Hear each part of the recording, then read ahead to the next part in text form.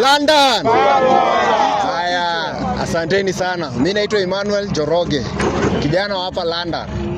Na sisi leo tumekongamana hapa kwa sababu ya hii kiwanja ambao vijana wamekosa kiwanja ya kutumia, wamekosa field ambao inaweza hata pesa zinatengwa zingine zinarudishwa kwa county ati kwa sababu field hakuna. Na sisi hapa tuko na field.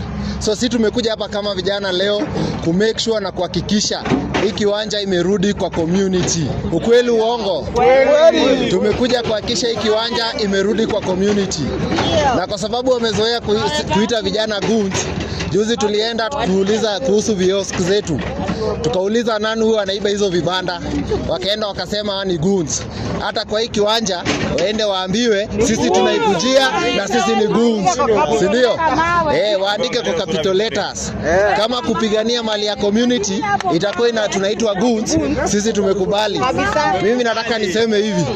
Ile tulikuwa na vibanda pale karibu na medical, hapo barabara ya karibu na kwa Jack. Hizo vibanda zilijengwa London zikapotea.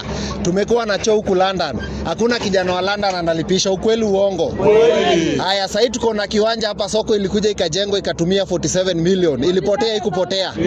Si ilipotea? Sasa hii kiwanja na sisi tunataka mwenye anasema kuna documents za hii kiwanja yenye sisi tunajua wazazi wetu walituambia ni ya community, wakuje watuletee hizo documents, ndio? Kwa hivyo sisi hatutatoka hapa, kazi ishaanza. Sisi kama vijana tutachanga pesa, contribute to make sure tumewin. Tuko haya, wacha